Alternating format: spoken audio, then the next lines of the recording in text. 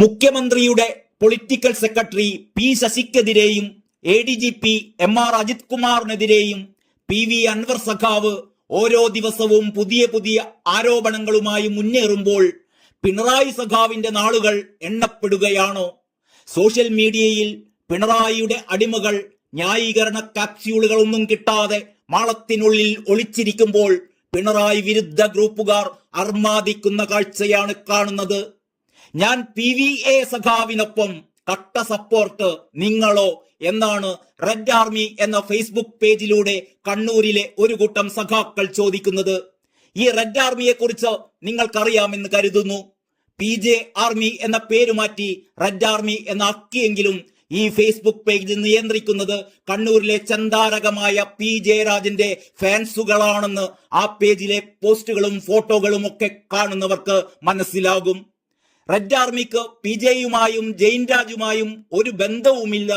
ഒരു ഇടത് സൈബർ പോരാളി മാത്രം ഈ പേജിന്റെ അഡ്മിൻ ജെയിൻ രാജ് അല്ല എന്ന് മുൻപും റെഡ് ആർമി പറഞ്ഞതാണ്. ജയരാജേട്ടൻ തന്നെ ഒരുപാട് തവണ പറഞ്ഞതാണ് ഈ പേജുമായി PJക്ക് ഒരു ബന്ധവുമില്ല എന്ന്.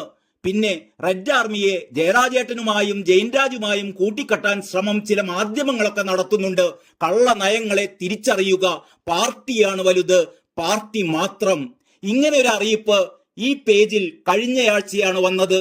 അച്ഛൻ പത്തായത്തിലും കൂടിയില്ല എന്ന് പണ്ടൊരു കുട്ടി പറഞ്ഞതാണ് ഓർമ്മ വരുന്നത്. പറഞ്ഞു വരുന്നത് CPMൽ PV അൻവർ സഖാവിന് കിട്ടിക്കൊണ്ടിരിക്കുന്ന പിന്തുണയെ കുറിച്ചാണ്.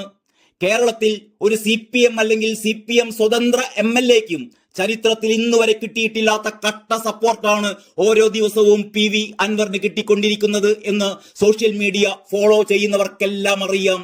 അൻവറിന് പിന്നിൽ പിണറായിയുടെയും മരുമകന്റെയും എതിർ ഗ്രൂപ്പുകാർ അണിനിരന്നു നിന്നാണ് ഈ ഒളിയുദ്ധം നടത്തുന്നത് എങ്കിലും അൻവർ പറയുന്നത് ദൈവം മാത്രമേ തന്റെ കൂടെ ഉള്ളൂ എന്നാണ്.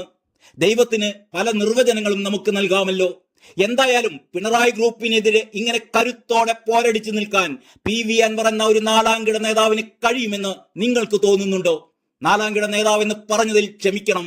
ഈ മുന്നണിയിൽ PV അൻവറിന്റെ അത്ര മോശം ബാക്ക്ഗ്രൗണ്ട് ഉള്ള മറ്റൊരു MLA ഉണ്ടോ? അത്രക്കും ഗുരുതരമായ ക്രിമിനൽ കേസുകൾ ഉൾപ്പെടെ PV അൻവറിനെതിരെയുണ്ട്. എന്നിട്ട് പോലും അൻവറാണ് ഇപ്പോൾ താരം. ചിലർ തുറന്നു തന്നെ അൻവറിന് പിന്തുണ പ്രഖ്യാപിക്കുന്നു. മറ്റു ചിലർ വരികൾക്കിടയിലൂടെ പറയുന്നു. ഗോവിന്ദൻ സഖാവിനെ പോലെയുള്ളവർ വിരുദ്ധോക്തിയിൽ കാര്യങ്ങൾ പറയുന്നു. ആദ്യ കേൾവിയിൽ പിണറായിക്ക് പിന്തുണയാണ് എന്ന് കേൾക്കുന്നവർക്ക് തോന്നും. വീണ്ടും ഒന്നുകൂടി കേൾക്കുമ്പോൾ ആ വാചകങ്ങളിലെ കുത്തിത്തിരിപ്പുകൾ ബോധ്യമാകും. അതെന്തെങ്കിലും ആകട്ടെ, പറഞ്ഞു വരുന്നത് റെഡ് ആർമി അഥവാ PJ ആർമിയുടെ ഏറ്റവും പുതിയ ഫേസ്ബുക്ക് പോസ്റ്റിനെ കുറിച്ചാണ്.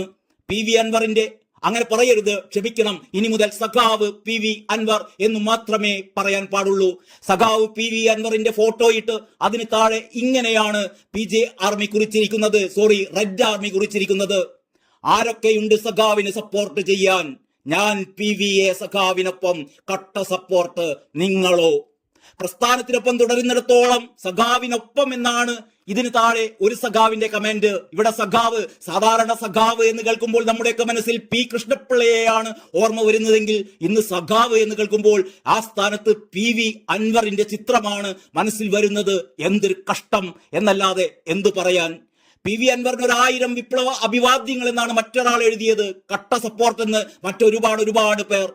അതിനു മുമ്പ് റെഡ് ആർമിയിൽ അൻവറിന്റെ സ്റ്റൈലൻ ഫോട്ടോക്ക് താഴെയിട്ട ഒരു കുറിപ്പ് ഇങ്ങനെയായിരുന്നു: കൂടെയുണ്ട് സഖാക്കൾക്ക് വേണ്ടി സംസാരിച്ചതിന്, ഈ നാട്ടിലെ സാധാരണക്കാർക്ക് വേണ്ടി ശബ്ദമുയർത്തിയതിന്, പോലീസ് സ്റ്റേഷനിലും മറ്റും നീതി ലഭിക്കാത്തവരുടെ നീതിക്കായി പൊരുതിയതിന്.